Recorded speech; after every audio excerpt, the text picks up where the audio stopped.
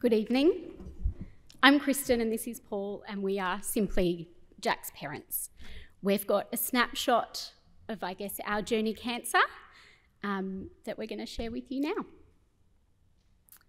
Paul and I are standing in the busy Canberra Hospital emergency room. Our only privacy is a curtain. We stood listening to the news that our 3-year-old son, Jack, has a tumour in his brain. My mind and body went numb. It was our second and lengthy trip to the emergency department. Jack had been experiencing fatigue, irritability, and headaches. These symptoms had been getting worse over the course of a few weeks, and Jack just did not seem to be himself. We were already exhausted, and this was only the start of our journey. Jack and I arrived in Sydney about 16 hours after receiving the news. Paul made the 3-hour drive on his own. It was around 3 o'clock. The emergency department at the Children's Hospital Randwick was full of people. Jack was placed in a bed, and over the next 6 hours, we were faced with doctors, surgeons, and nurses, all wanting information and unable to provide any answers.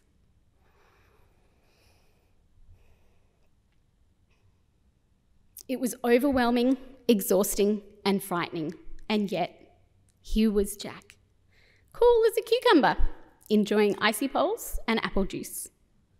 By this stage, he'd been fasting for around 36 hours, had been absorbed into this hospital world full of people looking and touching with strange devices, and he just accepted it. He seemed to immediately become at peace with this world, and I think he knew. He knew this was where he needed to be. I have been in awe of Jack from that moment. Jack had an operation first thing the following morning. Pressure had built up in the head as the tumour had blocked the flow of the cerebral fluid. A biopsy was required to determine what the lesion was. Jack recovered well and was his smiling, talkative self as soon as he woke. The one thing about Jack is he is tough as nails and always has been. Nothing gets in his way and stops him from enjoying his life. It was on my 39th birthday, 2 weeks after our journey began, we formally received news that Jack's tumour was cancerous. Our bright, full of life eldest son had brain cancer. As I sat in that little room, watching Jack happily watching a show, oblivious to the news, my heart just broke. I tried to pull myself together. I desperately tried to understand. I tried to get a grip on what was happening, but upon reflection, all the information we received went in one ear and out the other. The only word that stayed with me was cancer. My son had brain cancer, and our family had to somehow get through it. There was no concrete diagnosis of the tumour type, so the worst case scenario plan for Jack was discussed. It included major brain surgery to remove as much of the tumour that could be safely done, 2 rounds of chemotherapy, another major brain surgery, 4 to 6 weeks of daily radiotherapy sessions, and an additional 4 to 6 rounds of chemotherapy. Jack underwent his first surgery on the 5th of January 2023. It was an agonising 8-hour wait, staring down that long hospital hallway, waiting to see our son again. I couldn't bring myself to leave. I just waited. Finally, he was out and heading to intensive care, but the news was not positive. The tumour had doubled in size and was very difficult to remove. What followed was a rough night of pain and suffering as Jack was kept asleep until his MRI the following day. Remarkably, He woke in good spirits, and as soon as the breathing tube was removed, he smiled at the doctor and said thank you.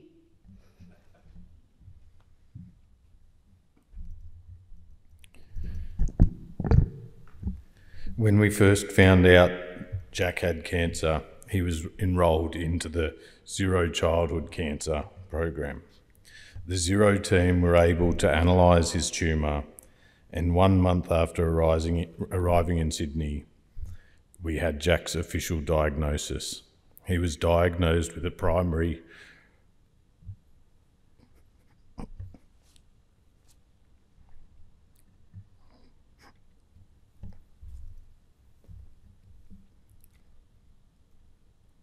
rhabdomyosarcoma. The tumour was located in the pineal area of the brain. It was very rare to be found in this location, and we would be spending the next 6 to 12 months undergoing further surgery, chemotherapy, and radiotherapy in Sydney. This specific treatment plan was based on scientific literature around Jack's tumour type and the genetic mutation identified by the researchers in the Zero program. With Jack recovering well from surgery, he would endure 6 days of daily chemotherapy and then 10 days off. These days were spent at the park and eating ice cream. Jack made a few friends along the way. One taught Jack about jokes, and so we spent the next few months listening to Jack's jokes.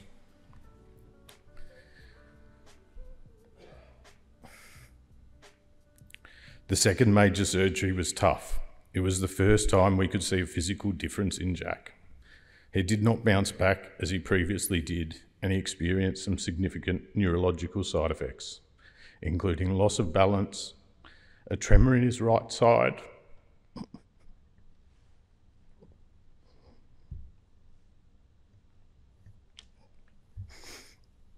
but this did not stop his determination.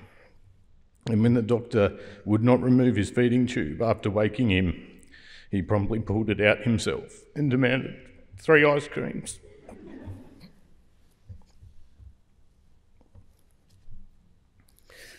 Our next challenge was radiotherapy, and again Jack showed us his amazing strength and resilience. This incredible 4-year-old boy lay alone and awake in a room with a tight-fitting mask, holding him against the bed while the machine worked its magic beam for around 20 minutes. Jack did this 5 days a week for 6 weeks.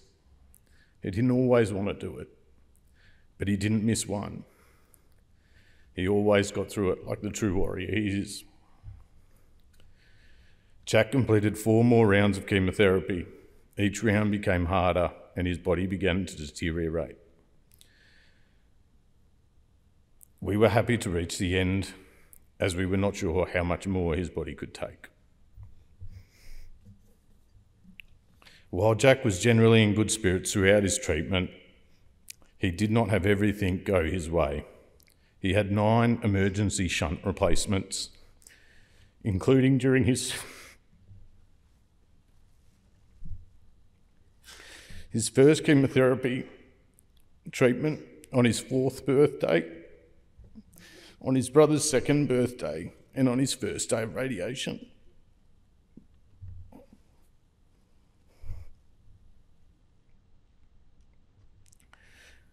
He was on steroids for most of the time, making me irritable, hungry and demanding. Despite all of this, Jack always made us laugh and made the best of the situation. He enjoyed photography, playing Monopoly, riding his bike to the park, eating pizza and ice cream, the fairy garden at the hospital, playing with balls and remote control cars in the hospital hallway, having running races and being with his family. He's an inspiration and we could not be more proud. Today, Jack is a healthy boy. Enjoying his first year of school and making friends, he's not negative about his time in hospital and will often remember the fun times he had. We could not be more grateful for research like Zero Childhood Cancer. because we truly believed it saved Jack's life. Xero made it possible for Jack's tumour to be analysed, a definitive diagnosis, and more importantly, gave us why and how it occurred. We view ourselves as lucky. So much progress has been made, and it's thanks to people like you who are here tonight. But we do wonder what our journey may have looked like if Jack received his diagnosis faster. Time and resources are so important in the lives of children diagnosed with cancer, and I know we can do better. To see and hear tonight about the new Minderoo Children's Comprehensive Cancer Centre gives families like ours hope. We need more research, more collaboration, and greater care. This wonderful facility will help us get there because kids like Jack depend on it. Thank you.